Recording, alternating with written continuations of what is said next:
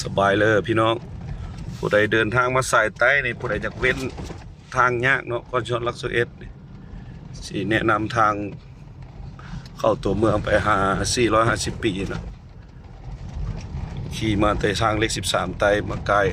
บ้านพร้าวมามันจะมีทางแว่เข้าอันนาซอนแว่เข้าอันเสียงควรพี่น้องจังน้อยใกล้สิฮอดแล้วสิท้ายให้เบิ่งว่าจุดใด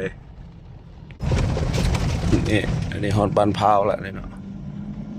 จังน้อยไกลไปอีกจังน้อยก็ฮอดทางแว่เข้าเบื้องซ้ายมือเนาะออกมาไกลบ้านพร้าวมาหลายเติบเนาะประมาณ20กว่าลักมาฮอดทางแว่ท่าสร้างแล้วก็มาเห็นปั๊ม PBO ตัวใหญ่ๆในเบื้องซ้ายมือก็เตรียมสโลว์ความไวแล้วพี่น้องรถติดกันหลายพี่น้องมาตั้งแต่รัก6-70พุ่นละทางตั้งแต่บ้านไห้มานำก้นกันมาเป็นสายผู้ใดอยากหลีกเลี่ยงกับมาตามเส้นทางที่ข้าพเจ้าเว้านี่ได้เลยพี่น้องนี่แหละปั๊ม PBO ใหญ่ๆตัวนี้สังเกตเบื้องขวามือจะมีวัดพี่น้อง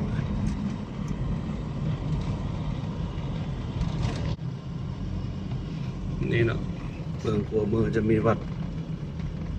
นี่ทางแหว่เบื้องซ้ายมือนี่พี่น้องให้สังเกตเอาวัดตัวนี้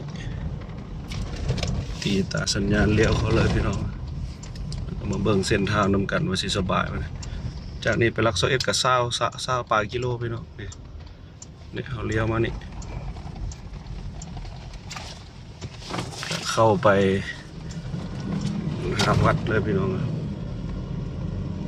อัดลาดเลยมันออกไปบ้านนาร้องออกไปท่าพระไปเชียงควรพี่น้องเหยียบอัดลาดเลยไปฮอดท่านาแรงแล้วก็ออกไปเส้นทาง450 ปีหลังจากเขาขี่มาพี่น้องประมาณ 7-8 กิโลจะเห็นป้อมตำรวจเขาเลี้ยวขวาพี่น้องต้องเลี้ยวซ้ายไปเลี้ยวขวาเข้าไปเลยนี่พี่น้อง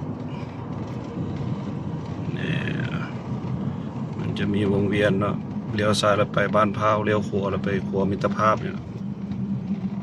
จัดไปเลี้ยวขวาเลยเหยียบอย่างเดียวเลยระบาดนะพี่น้องบรรยากาศพี่น้องอยู่เบื้องนี้ก็แคมป์ของอันนี้ทุ่งนาเดี๋ยวนี้ก็2-3 โมงแรงสบายผมมีรถวนวายเดี๋ยวสิพาไปแวะเบื้องวัดที่กระเจ้าสร้างใหม่พี่น้องกำลังมาแห้งเลยนี่เส้นทางนี้มีวัดเสียงควรมีกระปุ่นแจ้วคิงไปได้มาทางนี้สะดวกสบายจนนำไปเบิ่งวัดนำกันพี่น้อง